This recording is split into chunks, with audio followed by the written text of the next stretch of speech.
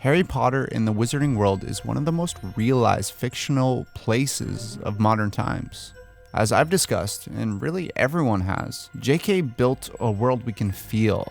There's a reason why people travel from all over the world to go to those sets in England and see Hogsmeade and Diagon Alley in Universal Studios. They want to touch the magic. Now, the books did a wonderful job of letting us build our own version of this magical place. But the movies showed us what J.K. really envisioned, along with the directors, inside her mind all along. Directors and set designers always had J.K. on speed dial when talking about everything from the look of the Dementors to the geography of Hogwarts.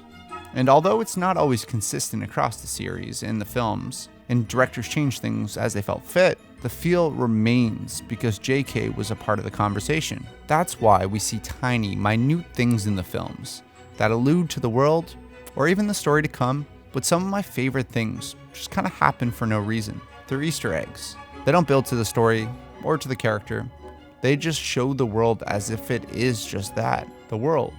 We see the characters act as if they would in real life, as if they would have existed, like Neville Longbottom.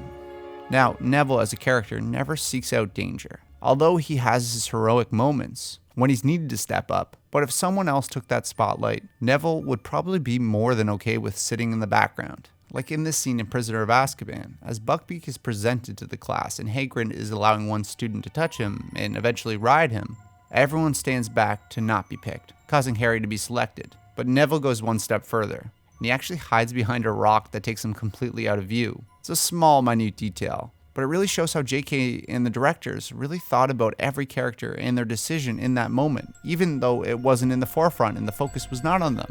Also, quick side note, Buckbeak actually drops one at the beginning of the scene.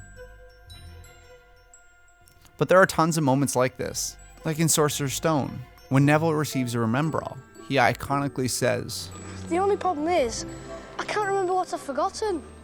But the scene actually alludes to what he's forgotten. If you look around him, everyone else is in uniform and wearing their cloak, while Neville is not. There's another character moment that happens in the background that really stands out to me. During Deathly Hallows Part 2, before the Battle of Hogwarts really even happens, we see everyone prepping for what is to come.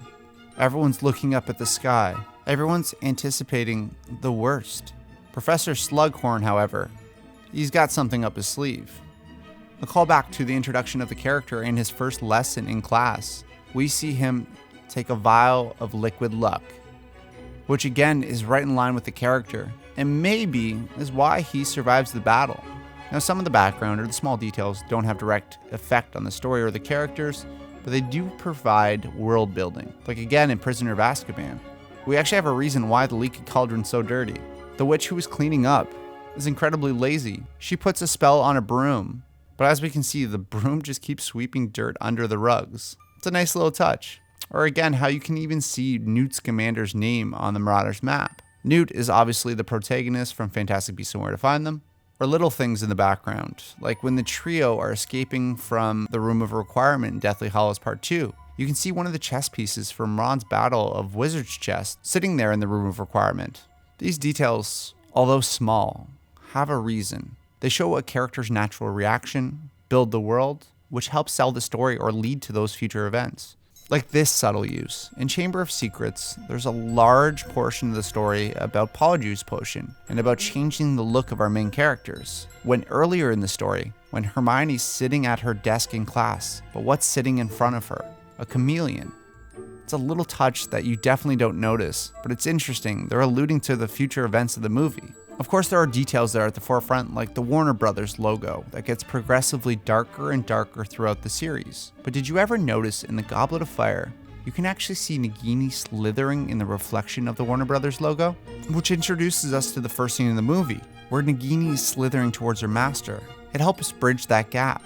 So these are some of the small details in the Harry Potter films. If I forgot any, please leave them in the comments below. I've kind of left out the really obvious ones, but let me know. As always, thank you to my patrons, Adam Gray, Jeremy Jacobs, Jenny Edwards, Jeremy Robson, Gabe Marchanda, Trevor Cowan, Gunnar Legland, Colleen West, Esset Hemsash, Marco Perry, Roland, Adam McShane, Lon Hudson, Kieran Hunt, Joris Conan, Brandon Warner, Sweevy, Alex Tal, and Derek B. Bell. Thanks for watching, and I'll see you in the next video.